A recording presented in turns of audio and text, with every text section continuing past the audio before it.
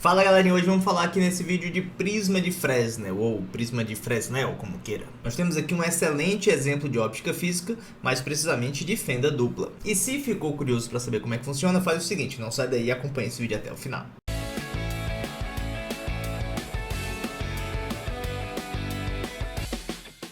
Sejam muito bem-vindos ao canal Fiscador, e nesse vídeo vamos entender de uma vez por todas como é que funciona o biprisma de Fresnel. Mas antes da gente continuar, se você já gostou desse tema, deixa aí uma curtida, deixa nos comentários sugestões para vídeos futuros, e se ainda não é inscrito, não perde tempo, se inscreve agora e acione o sininho para receber notificação quando chegar vídeo novo. Então o que acontece aqui no biprisma de Fresnel? Vamos lá, sem perder tempo. Normalmente nós vamos colocar aqui uma fonte coerente, então a luz que sai e incide nessa região aqui do prisma vai ser diferente da luz que vai sair e incidir nessa região aqui do prisma.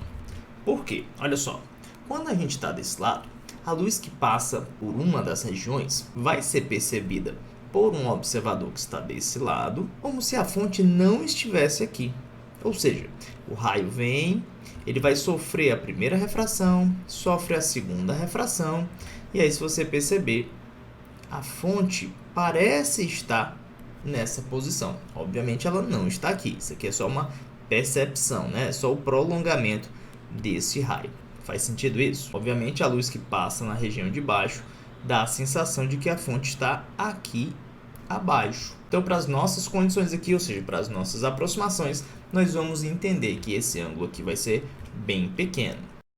E para um ângulo muito pequeno, o desvio do raio luminoso é calculado da seguinte forma: delta, e esse ângulo vai ser o desvio de um raio luminoso, vai ser dado por alfa n menos 1. Então, o que nós vamos ter é o seguinte: aqui nós vamos ter uma fonte hipotética e aqui nós teríamos outra fonte hipotética. É válido lembrar que, como esse ângulo é pequeno, normalmente a gente não vai olhar para essa altura aqui, tudo bem? Ou seja, um raio que passa pelo centro, ele sofre um certo desvio nesse prisma 1 e vai incidir mais ou menos nessa posição. Olha só, o prolongamento chega aqui em cima. Outro raio que saísse dessa fonte, passasse aqui pelo centro, porém tocasse a face aqui de baixo, ele ia ser entendido como se ele tivesse vindo dessa fonte aqui de baixo.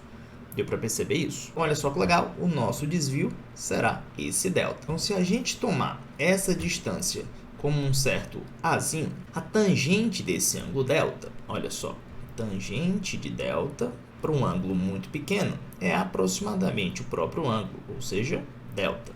Ela vai ser o cateto oposto, que eu vou chamar de delta y, sobre o cateto adjacente, no caso é o azinho.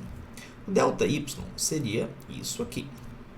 Então vamos entender que observadores nessa região vão enxergar duas fontes. Ora, essas duas fontes estão separadas a uma distância 2 ΔY. Você percebeu? Então, a nossa distância entre as fontes será do tipo 2. Olha quem é o ΔY. É delta vezes A. Então, vai ficar delta vezes A, onde o delta vai ser calculado da seguinte forma: 2 vezes alfa n menos 1 vezes A. Então, essa vai ser a distância entre as duas fontes.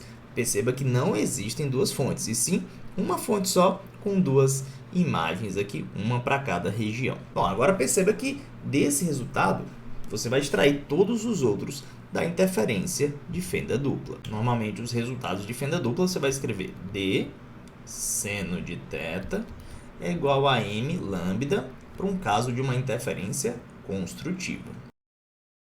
Esse seno nós vamos colocar aqui como H sobre Dzão. O que seria o H e o que seria o Dzão? O H é a posição que você vai encontrar aqui a sua interferência, tá? Aqui em relação ao centro. E o Dzão seria isso tudo. Então, a nossa expressão pode ficar da seguinte maneira: D vezes isto igual a m lambda, lembrando que o m aqui é um inteiro. Vamos substituir, então? Nós vamos ter 2 alfa n menos 1 vezes Azinho, H sobre Dzão, igual a m lambda. Então, para a gente descobrir aqui as posições, ou seja, a que altura vai ser gerado máximo de interferência, nós vamos precisar isolar esse Hzinho. Perceba aqui. Hzinho, então, seria dado por M vezes lambda dzão sobre 2α n-1 Azinho. Essa aqui seria a posição para cada M. Você pode escolher o M inteiro, 1, 2, 3. Você vai ter aqui a posição de uma interferência, ou seja, de uma franja de interferência construtiva. Isso significa que neste H nós vamos ter um ponto brilhoso. Olha que interessante. Mas existe aqui ainda um certo cuidado, né? Existe aqui uma região limite que você pode perceber essas interferências. Olha que legal. Uma coisa bem interessante é a seguinte.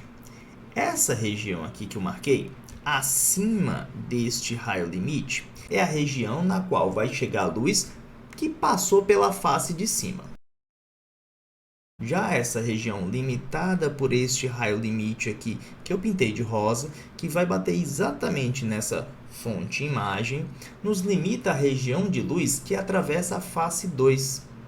Isso quer dizer que a interferência que você vai visualizar só pode ocorrer nessa região múltua aqui, ou seja, nessa região de interseção. Isso quer dizer que os picos de interferência só podem ser vistos aqui, que é justamente a região onde vai receber luz da face 1 e da face 2.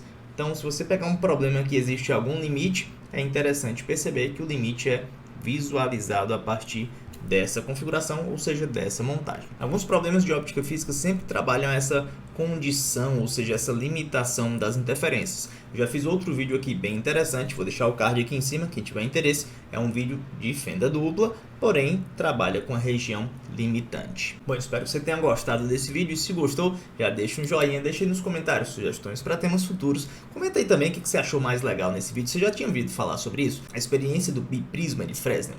Vai lá, deixa um comentário. E se ainda não é inscrito, aproveita agora, se inscreve no canal e aciona o sininho para receber notificação quando chegar vídeo novo. Peço também, caso tenha gostado desse vídeo, que ajude a divulgar nas redes sociais para que mais pessoas tenham acesso a esse tipo de conteúdo de forma gratuita. Já eu vou ficando por aqui, muitíssimo obrigado pela atenção, um forte abraço e até mais.